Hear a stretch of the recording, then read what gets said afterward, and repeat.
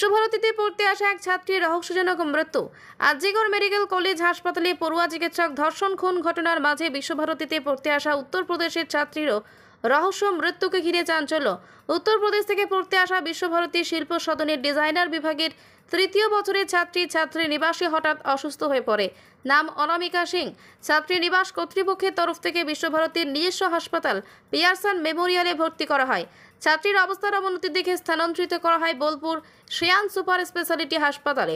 Bolpur Xi'an হাসপাতালে চিকিৎসকেরা মৃত্যু ঘোষণা করে বিশ্বভারতী শিল্প সদনের ছাত্রীর। ভিন রাজ্য থেকে পড়তে আসা বিশ্বভারতী ছাত্রীর অস্বাভাবিক মৃত্যু কারণ কি? ছাত্রী নিবাসে থাকা ছাত্রীর হাসপাতালে রহস্য মৃত্যু নিয়ে চাঞ্চল্য। পুলিশ ঘটনার তদন্ত শুরু করেছে। 6 बजे हमारे यहाँ कल को कल क्या बोला आपको? बोला गया कि आपकी लड़की ने जहर खा लिया है। कौन बताया? वार्डन। वार्डन। हटिए भाई भैया हमको पसंद मत करो। आप कब आए?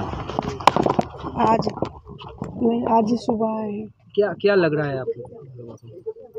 अभी तक आप लोगों को जो लग रहा है कि सुसाइड किसी के दबाव में की है। कुछ बोला था आप नहीं, कुछ नहीं, हम लोग हमसे बोला गया था। कल बात हुआ था नहीं, किसके दबाव में क्या? कुछ भी दबाव हो सकता है। अरे भैया हटिए आप। মানে এটা হাসপাতাল থেকে কনফার্মেশন হয়নি, 4 ঘন্টা না গেলে বোঝা যাবে না। তো হাসপাতাল থেকে কনফার্মেশন হলে যা প্রসিডিওর তাই হবে। বিষ খেয়েছে এরকম একটা শোনা যাচ্ছে। না, আমি এটা কনফার্ম করতে পারবো না, মানে হাসপাতাল থেকে সেরকমই শুনেছি, কিন্তু অফিসিয়ালি এখনও মানে সে খবর কনফার্ম করা যাবে না, কারণ ওটা 4 ঘন্টা ওরা হাসপাতাল থেকে দেখছে।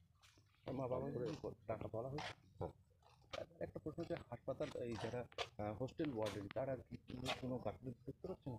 না, এখনই এইগুলো কিছুই আমরা বলতে পারবো না।